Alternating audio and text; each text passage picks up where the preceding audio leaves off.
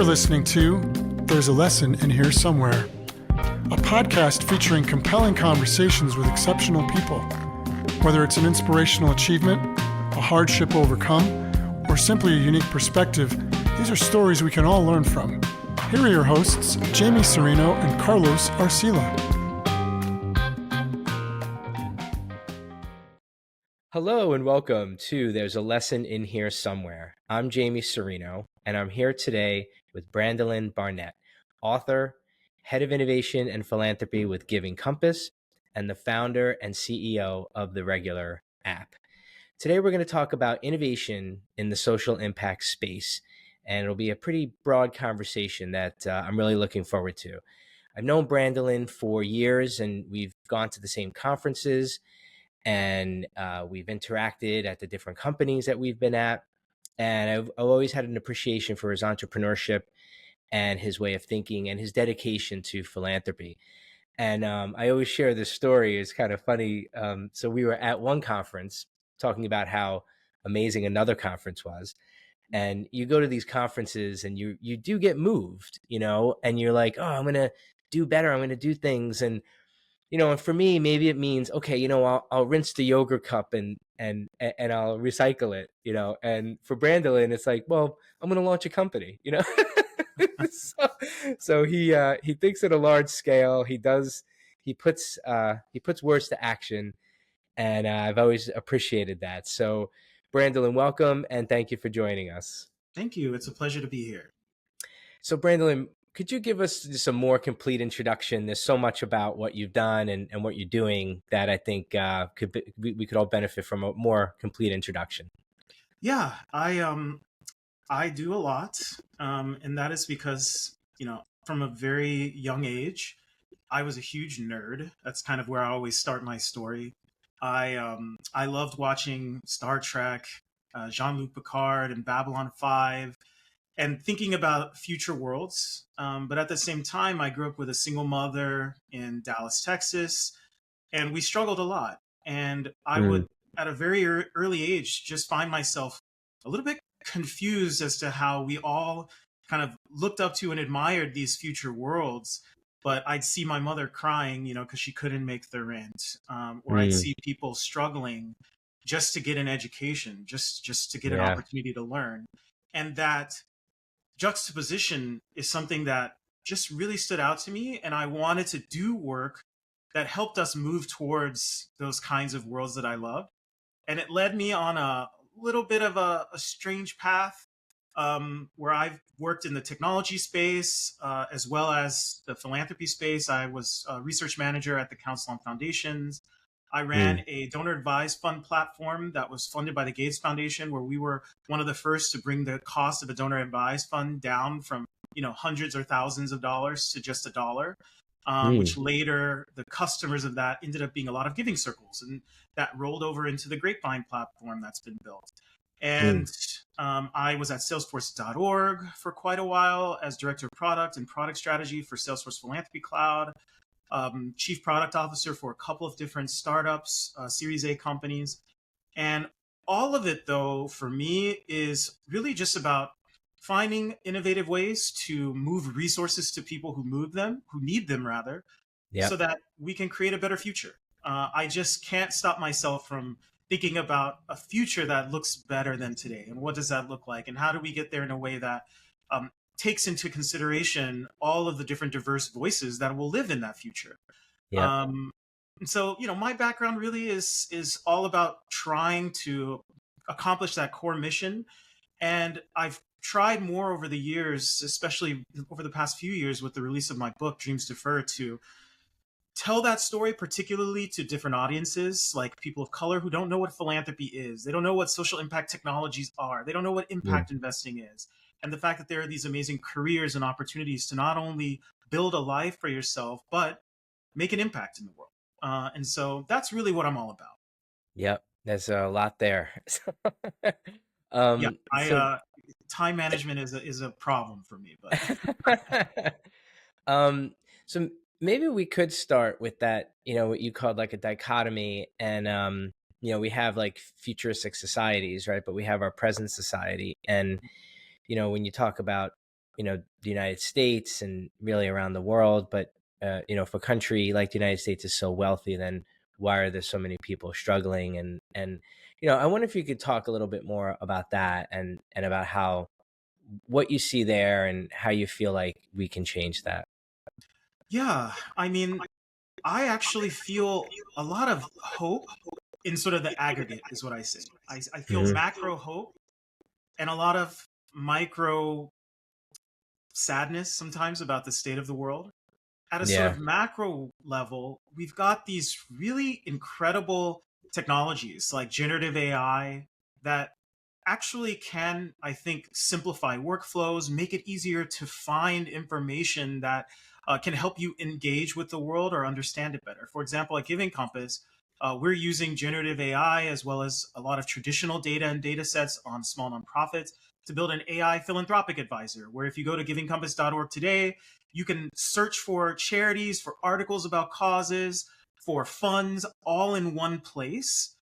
Just by saying, I want to support organizations, looking after women and girls STEM education in a specific city without having to know the EIN or the name of the charity. And so at a macro level, I feel a lot of hope about what we can achieve. But at a micro level, it is very clear with the level of sort of fragmentation that a lot of people are feeling left behind. And I think Hmm. that's one of the key issues that we have to address. And, I can only speak to the realms in which I've tried to address that, which there have been three. You know, One is I was an elected official here in DC for a number of years, what's called an advisory neighborhood commissioner. If DC were a state, which it should be, shout out for DC statehood, then it would be something like the House of Representatives, representing about 2,200 of my neighbors in the Columbia Heights neighborhood. And it's amazing to think about. I've been at places like Salesforce. We have millions of users and customers, right? And we're able to dynamically gather their feedback and understand them and connect with them every single day. But when I took my elected role, there was no email list of people to reach out to. Mm. There was no one from the city actually gave me an orientation. Hey, this is welcome to city government. This is your role. And so on the macro level, I was able to stand up some tools to gather neighbor feedback in some new and innovative ways. But at the micro level, there was no system or infrastructure set up to actually Yeah. help people connect. And so the same if you look at being a small business. So I own a startup here in DC. We operate in 5 cities now. We do karaoke nights and trivia nights, and we try to infuse social impact and giving back into those experiences, working with, at this point, almost 50 venues, bars, restaurants all over the country.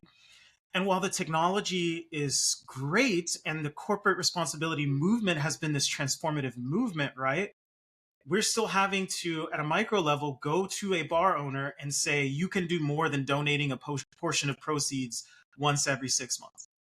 Hmm. And then if you think about philanthropy at the macro level, there's all of this wealth and money and all of this individual giving that people are capable of. But at a micro level, people are feeling, if you look at USA Today and other studies, they are feeling less trust in institutions of all kinds, including nonprofits, including Yeah. philanthropy. You look at the picture of who's making decisions in philanthropy and where the money goes. It's not a very inclusive picture. That's why you've had movements like collaborative grant making or participatory grant making. And so at the micro level where, innovation connects to people, I think that's where I'm seeing a disconnect, where there's all these Yeah. amazing technologies and tools that give me a lot of hope for what we can build. I mean, there are things that we're in, watching, a character like Geordi or Data on Star Trek: The Next Generation. There are things that they're doing, talking to their computer or interacting or gathering data that we can do today. But at a personal level, we have not decided, I guess, to build a society with empathy to sort of prioritize that. And we have not had leadership that set out a sort of collective vision for the future that we can all connect with as human beings. And I think, that's a huge challenge that I see, just sort of in thinking about how we make a better world. Yeah. Well, you touched upon a few things there, and one thing that I think about a lot is the fragmentation of like the media landscape, let's say. And so it's sounding like it just becomes more difficult to sort of reach people in a way. In some ways, it's easier because everyone can be a publisher, right? Yeah, But in some ways, it's everyone can be their own sort of media channel. But in some ways, it's more difficult because there's not this sort of like bullhorn effect anymore, right? yeah, And so how do you connect with the individuals, and there's not this sort of mass communication, or like you were saying, you got hired for the, or you were elected to this role, and there was no sort of blueprint for it, yeah. and no way to reach people. That was an immediate need that you saw. um, so I wonder if you could talk a little bit about that. And, you mentioned Giving Compass as maybe a way where people can sort of self-direct, or, help themselves to that. Then how would they know about that? And I'm asking like so many questions in one question, like wrapping everything up. And you had said something, about people of color, like not realizing about philanthropy, and even just that they can be involved with it, so much there. So I wonder if you could talk a little bit more about that. Yeah, it's not just people of color, it's people in rural communities not Yep. understanding a lot of these social impact systems that are now pretty integral to how our society functions. I mean, when we think about the billions of dollars that move to charity, there are whole institutions, systems of companies and technology platforms that actually move that money and get it from you as a donor to that charity.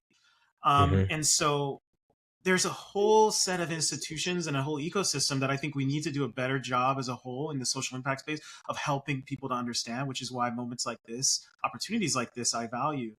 Um, but I think, just sort of taking a step back, where I would say the opportunity lies for a lot of this work is really in democratization. It's in Yeah.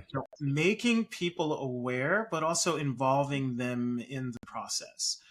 And it's sort of a meta point, right? And I'm not a political scientist, right? But it almost strikes me as with all the new technologies and inputs we have, there is a need for us to democratize who inputs on building those tools, what they look like, make sure that people are educated and understand how they're built, how they work, the biases that are inherent in them. So, for example, one of the things you mentioned, Giving Compass. So, Giving Compass, we've built this AI assisted search that also uses a lot of traditional search. So, imagine an AI that you ask the question, I'm interested in supporting a specific cause, or I want to find articles on XYZ topics in philanthropy. That AI is then calling a traditional search. It's determining sort of what you're asking, what you're talking about, and then it's calling and interacting with traditional search. So when we think about a tool like that, that's really valuable because we have a curated data set of nonprofits, organizations that we've vetted, information, Mhm. articles that we've curated and that can be trusted. But if you just ask a chat GPT, which we actually did this experiment, if you ask a general AI system, kind of where should I give, it's going to say Doctors Without Borders, Save the Children, because those are the organizations that have the most data represented, right? Yeah. And even though they do good work, the system itself isn't democratized. A lot of the smaller nonprofit organizations or causes are not rising to the fore when people search. And so that's one of Yeah. the core problems that we're trying to solve with our donor education tools.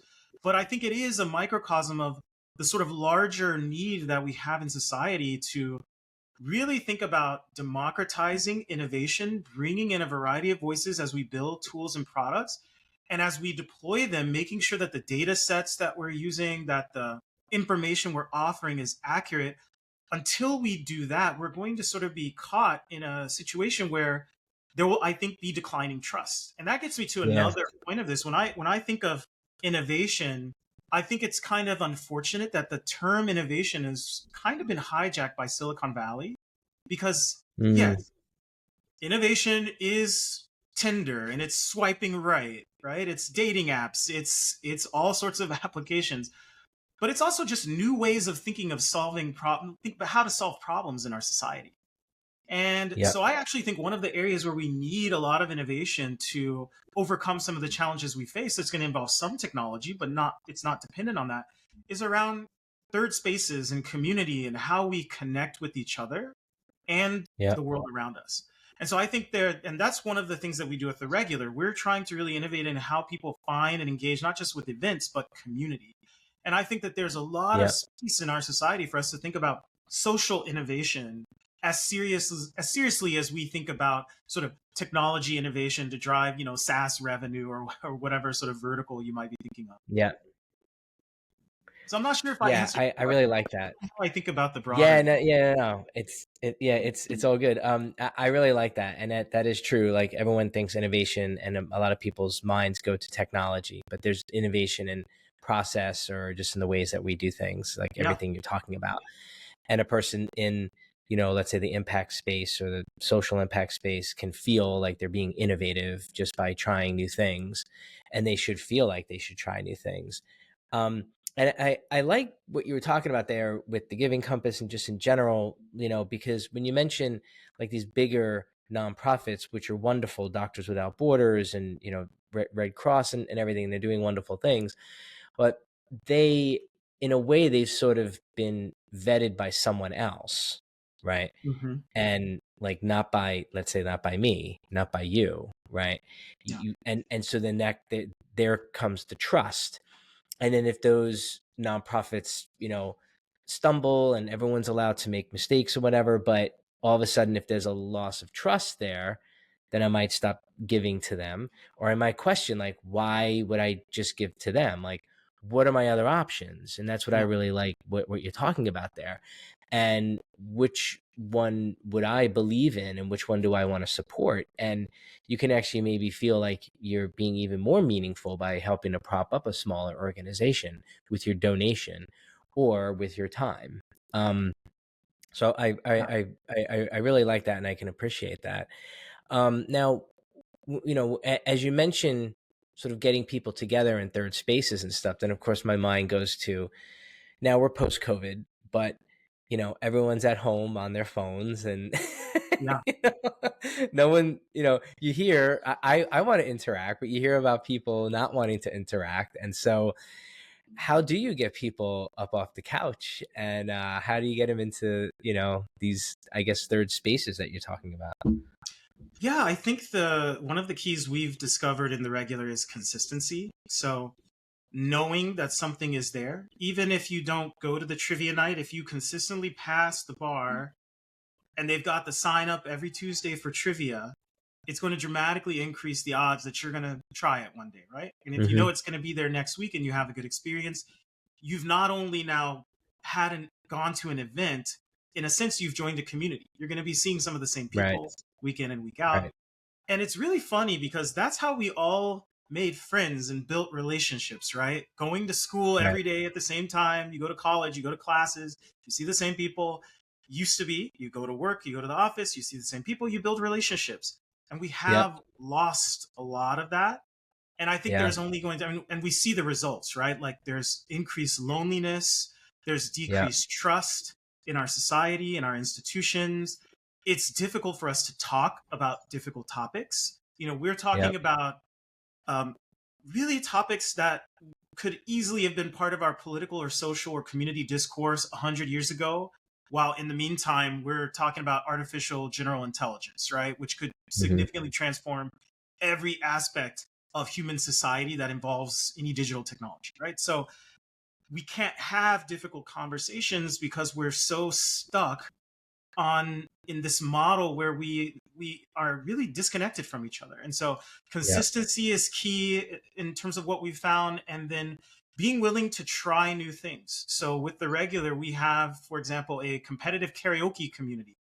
It's like 6,000 people all over the country. They come out Wow. once a week. They wear costumes. There's choreography. They compete in karaoke. We've had people getting married, having children. There's a one older woman. She's probably in her 60s. Her daughter graduated college, is 24, and she's on a team, and they're competing with each other. And so we're trying to also get creative about the sorts of experiences that bring people out, and that can mean involving impact and community as well. Because one of the things that is another pillar of for me in thinking about how we bridge these gaps and how we build community is social impact. And we were talking about this before the call started, and I've mentioned the phrase a few times, but social impact I define very broadly. We can get into it, but it does include things like small nonprofits or small organizations in your community that can help you feel connected. So you're at that trivia night. Can you also learn about a cause that is in Right. your neighborhood, in your community, where your help, even if it's $20, could be invaluable to a really small organization? And bringing that Right. organization into that karaoke night and having them talk about their work, bring some of the people who are participating from it, or rather who are benefiting from it, who are beneficiaries. And so then we have a situation where all of that community is consistently sort of jam packed into one space. And I think that's where all of the crazy things I do sort of fit together, right? Because you've got donor Yeah. education, which is a huge, huge important thing for me because I spent so much of my life and my career trying to build a home in the space of social impact and philanthropy. And so there were a lot of things that I had to learn along the way that I had to learn the hard way. I had no one to ask, like, what is a donor advised fund? I didn't know that Yeah. until I was almost 30 years old, right? And it's now the largest charities in the world are donor advised funds, right? But a lot of people don't even know what they are. So there's that aspect of it for my work. But then there's bringing people together consistently into these spaces, bringing that donor education into that space, that opportunity to give and connect to community. That's where all of it kind of comes together for me, which is what makes my life not entirely unmanageable. Seeing those connections. Yeah, if you can have some overlap, that would help. Yeah. Um, so, I did want to circle back to the donor advised fund. I wonder for, our viewers and listeners that don't know what that is, if you could talk a little bit about that. Yeah, donor advised funds are a vehicle for giving where you can think of them almost like a philanthropic or nonprofit social impact savings account where you can put money in. There's often a minimum, although there was a time, when I first started a platform called Grow Fund, which I think that's when we first met. I was with an organization called Global Impact. We started Yep. a startup to democratize DAFs. And at the time, minimums to open a DAF were $5,000, $10,000. Now they've come down to $1, $10, $100. And so you start the account. And then once you've started it, you're actually able to make a charitable contribution into your donor advised fund and get a charitable tax deduction if you want to itemize and claim that deduction. But you don't have to give to a specific charity at that point. You can then choose almost like you have your philanthropic savings account, and then it almost acts like your own personal foundation where at whatever point as that money builds up, you can then make a grant out to a nonprofit organization, and that donor advised fund provider, of which there are many, can send those funds out to that charity. And there are now so many donor advised fund opportunities. If you have a community foundation in your community, most likely they are offering donor advised funds as an option for you to engage with causes, and they have lists of charities. We work with several community foundations at Giving Compass to help them educate those donors. So you might be seeing some of our technologies and innovations there. But also, there's now the largest charity in the world is Fidelity Charitable. Overtook United Way several years ago, and they distribute billions and billions and billions of dollars every year and have billions of dollars saved. And donor advised funds have been a little bit controversial. There's been this idea that because you don't have to make that distribution to a charity and you don't have the same rules as a private foundation, so private foundations have to distribute 5% of their total assets each year at a minimum. Mm-hmm. There's no such payout rule for donor advised funds, but a lot of new research that's coming out is actually showing that, which is something I suspected for many years, this is an opportunity for a lot of social impact organizations and nonprofits because that money's captive. Those people who have invested in that donor advised fund can only send that money to a nonprofit. What's becoming clear is that as organizations become more sophisticated about recognizing those donors, speaking to them, understanding them, that there's a huge opportunity for donor advised funds to transform how funding gets to people. But there are a lot of questions that we need to ask, and there's some controversy around it. But it really goes back to what I said earlier around, this larger social impact space. I think one of the main things I try to help people come away with whenever I have an opportunity to be heard is just understanding that there are so many ways to give back. Mm-hmm. When I was younger, I thought, okay, I can give to a charity or I can work for a charity. I can maybe work for the government. And that's pretty much it, right? And then later I learned that maybe I could join a foundation. there are now so many ways to give back. There is impact investing. If you think about Yeah. your 401k, there are options where you can actually choose. You go into the settings and talk to your broker to invest in sustainable companies or companies that are Yep. not hurting the world at a minimum. And you can do that according to your own worldview and your own thoughts. That's the democratization, right? You are bringing your own Yep. perspective to how Yep. something you think will make the world better. So there's Yeah. that. There's donor advised funds, which give people, I think, an opportunity to sit around with their family and say, hey, everyone in the family, we've put in this collective amount. Where do we want to make that distribution? Where do we want to give? There's a rise in what's called collective giving. So that's things like giving circles where people come together as groups with strangers or others in their communities or friends and family. And they often use a donor advised fund or a similar vehicle. And they pool money together, and once a year they find an organization to grant it out to. And it's also creating a new third space, right? So there's Yeah. those opportunities. There's opportunities to work and build new technologies that I've been a part of. That there are many jobs, whether you're an engineer or you're in marketing, where you can help organizations to get their message out into the world or to get in front of donors and to raise more resources for their mission. And all of these things are really powerful. And I think something that everyone needs to keep in mind, there are so many ways to give back. There are not Yep. just a few. I didn't even touch on volunteering and skilled volunteering, joining a board. And I think that's one of the main messages for me. And donor advised funds are definitely a big and growing sort of piece to that puzzle of how you can choose to give back. Yeah, and I think with all of that out there, which is amazing, and like I was saying earlier, there's a bit of a fragmentation there, and it may seem complex, but really, it's just choice. And I think it comes down to a person actually being able to be deliberate about Yes. what they want to contribute to in society. Like, I want to contribute to environmental causes, or I want to contribute to disease causes and things like that. And I think that that's amazing. It is democratization, and the donor advised fund. So you're saying you learned about it. I learned about it, I don't know, maybe 9 years ago. And at that time there were those minimums that you were talking about. So when you talk about those minimums, when you talk about the captive money, maybe that's people with millions of dollars in there. But I'm assuming that you put the money in the DAF, you don't get the IRS, deduction until you donate it, right? No, Or you actually, you that's the innovation for DAS. You get the okay. deduction, you get your tax receipt, if you will, that you have made a charitable deduction when you put that money into the DAF.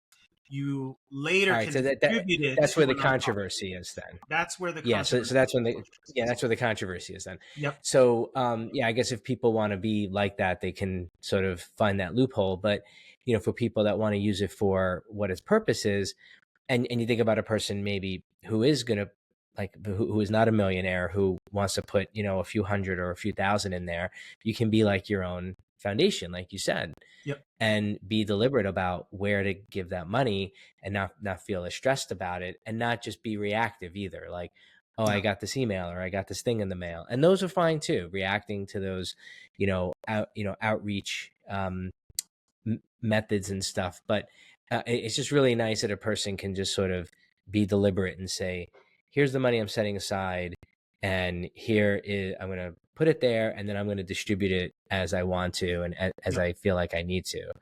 um, and then now you talked about giving circles, which I'm not as familiar with. So this is where, so can you tell me how people would come together for a giving circle?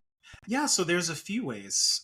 First, there are a variety of different platforms and solutions. If you search, Giving Circle platform online, you'll find several of them. Um, but you can do it with friends and family. That's very common.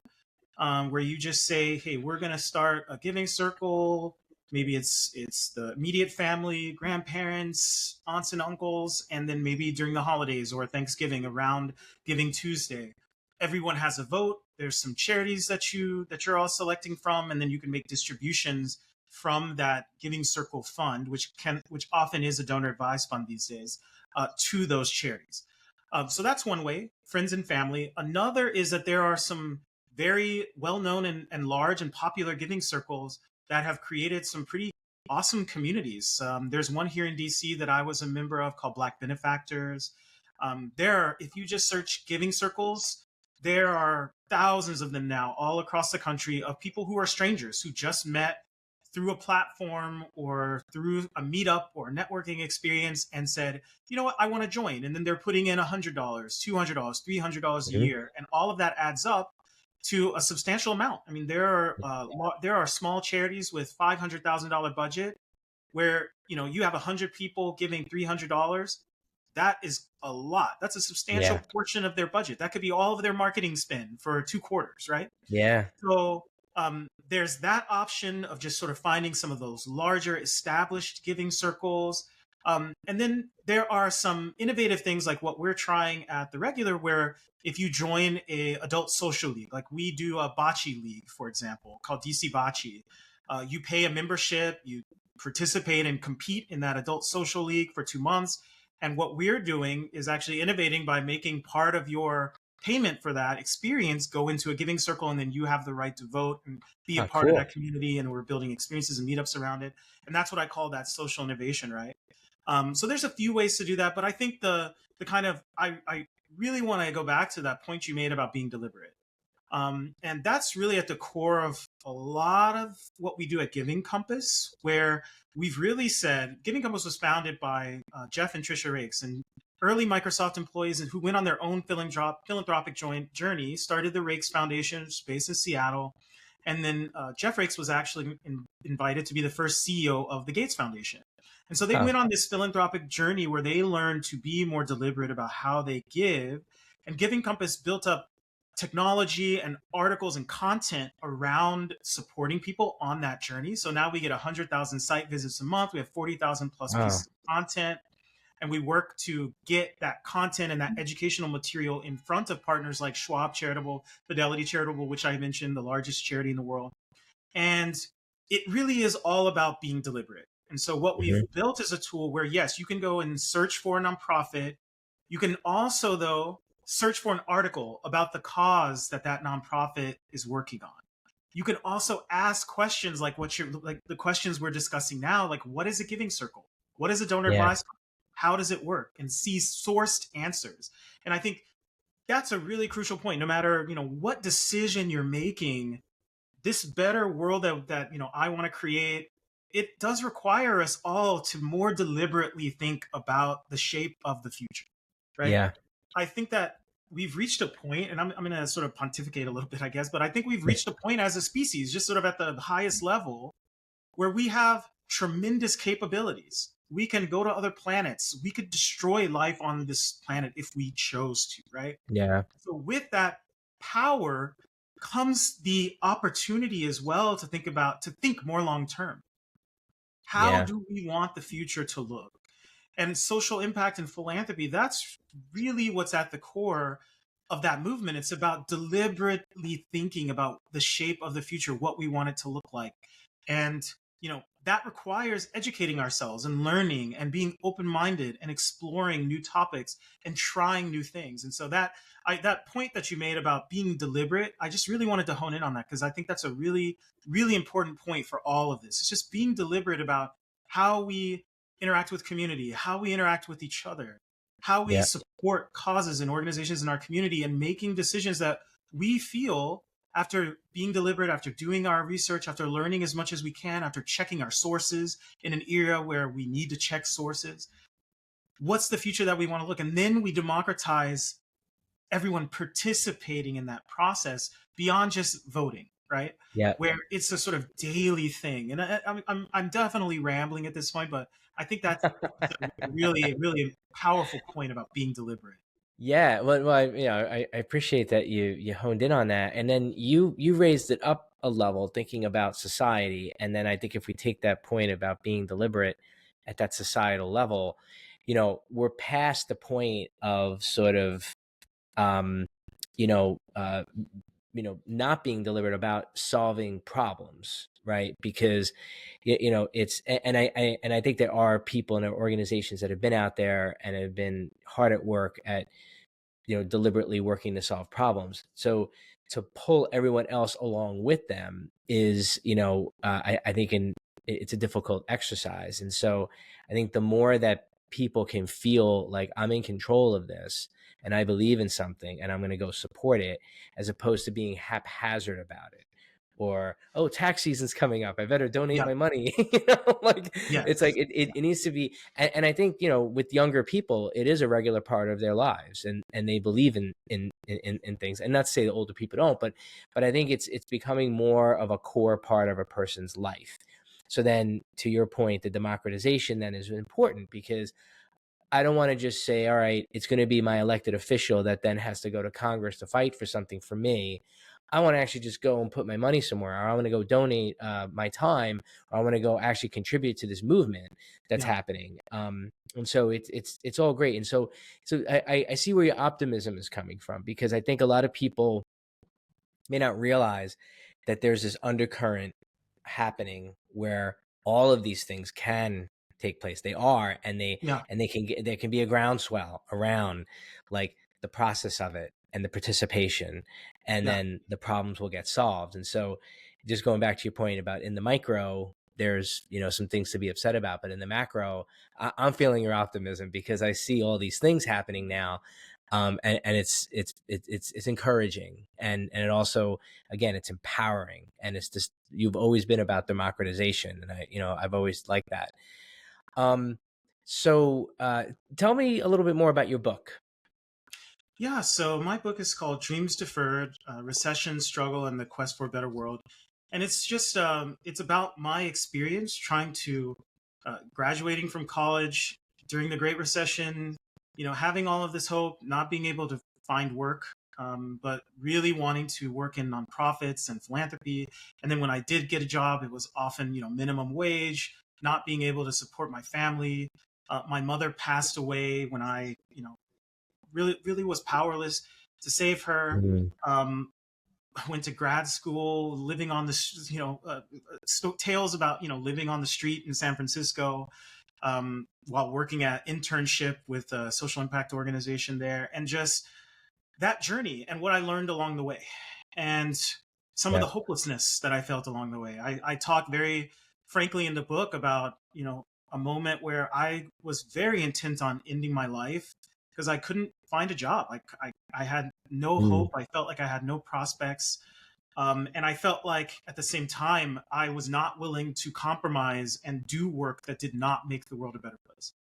And so it Yeah. was this really labyrinthine journey of trying to figure out, like, how can I do the sort of work that nonprofits do, that impact organizations do, but also make enough money to take care of myself, to buy a home, to have support my family, and to just not feel, I grew up very poor, so to not feel that constant scarcity, which is really something that I think Mm.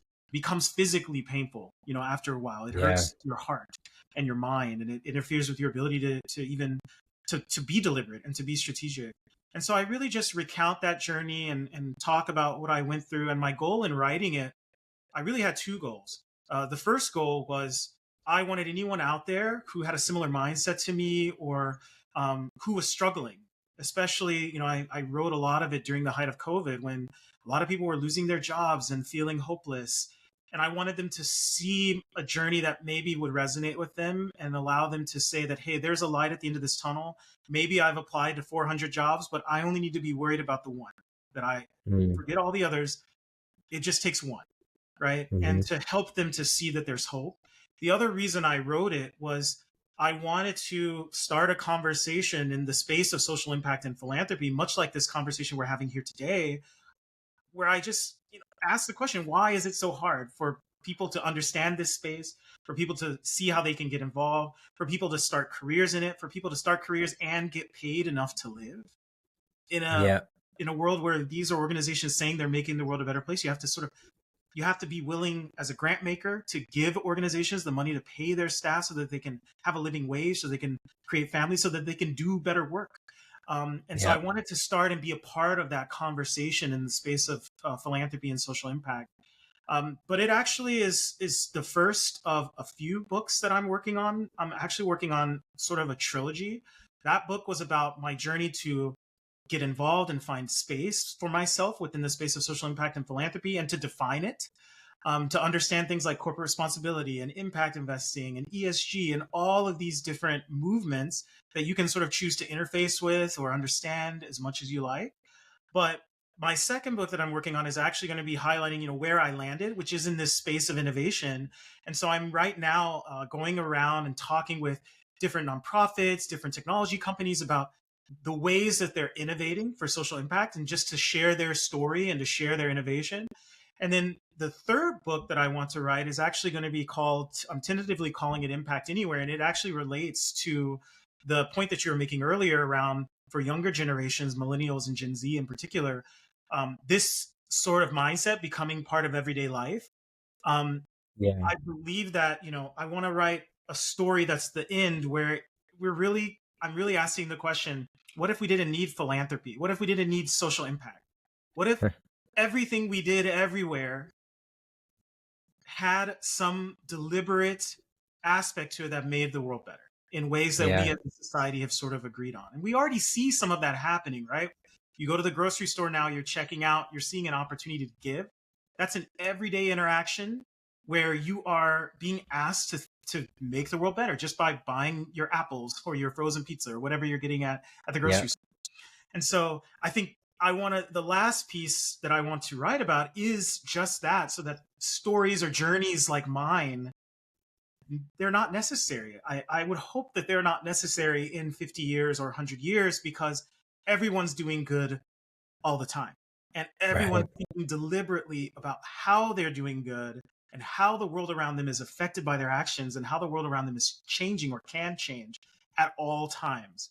And I think that's for me is the sort of the ideal end state for all of the work that I do. Even if I don't sort of get to see it, I don't really care. It's really just about, taking one step at a time toward that future. Yep. That's great. And I mean, and I appreciate that you shared, about your struggle. And I think that could be helpful to a lot of people. And now it's great to see that you are full of hope now. And I think you spread hope as you talk to people, which is great. But that you did mention some very real problems, and I think it's good advice about trying to work in this industry and finding ways to help and contribute, but can it be at a good enough salary to be Yeah, able to live and pay your bills and stuff, and that might be something for the industry to have to figure out. And I remember 8-9 years ago, around when we met, when there was a bit of a shift going from, well, how much of this dollar that's being donated to you is being used for the program, a the shift overhead, toward, man. well, Yeah, are you taking care of overhead, because otherwise you're going to lose your staff, and are you going to grow, and people are going to have low morale and stuff. And so hopefully that's sort of continuing so that organizations can build infrastructure there. And I think that goes into what you're talking about there.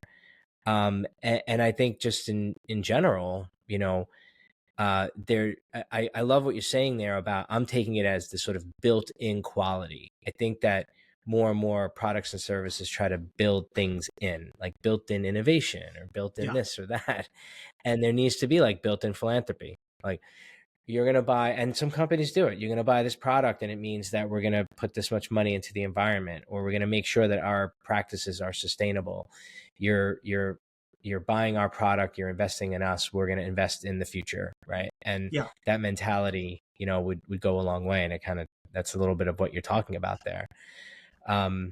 Awesome. So I think people would be angry at me if I didn't ask about the guitars in the background. So So yeah, what I do you grew like up to play? studying. My mother was an opera singer, and so Wow. I grew up around music, and it's super important to me. These days, I'm more of a karaoke guy, but in the past, I led a band. If anyone wants to do a little sleuthing, there's an album you can find out on the internets. But I generally will play sort of singer-songwriter stuff, alternative stuff. I have Okay. done live shows where people come up to me and they say, "That was great. You should do some of your own originals and not so many Tracy Chapman songs." And I'm like, "Well, those are all my songs, but I appreciate that." So if you like Tracy Chapman, it's sort of in that vein. Great. Yeah, so the Giving Compass, the regular, and the book Dreams Deferred. Encourage everyone to check those out. Brandon, do you have anything else that you want to add? Anything that you feel like we didn't quite cover? No, I've enjoyed the conversation. I think the only thing I'd say is all of these things I'm talking about, you can go and try for yourself. So if you go to Yeah. givingcompass.org, try searching for what is a giving circle. Tell me about the overhead myth, or what is a donor advised fund. A lot of the questions we've discussed today, and let us know what you think. That tool is there for people to ask the sorts of questions that you're asking on this podcast and on this show. Yeah. And the other thing is, just as we think about technology, I think one of the main takeaways I want people to realize is just reinforcing what I said earlier, that innovation isn't just the latest app, right? We can innovate in our communities just in how we new ways to gather together and connect with each other. And so I just encourage people to do that. Yeah, check out my book. It's on Amazon, and find me on LinkedIn. Otherwise, yeah, I'm so glad that you're engaging in this podcast and telling these stories. And it's been a pleasure. Yeah, pleasure was all mine. So I think, a last message there is, for people that do want to get involved and want to help, they want to do something or start a career. It sounds like the Giving Compass could be a good place to start. Some people don't even know where to start. Yep. It seems like that's a great place to start. And just search stuff and get some information. It's great. All right, Brandolin, thank you very, very much. And to our watchers and listeners, thank you for joining us, and we will see you next time. Thank you.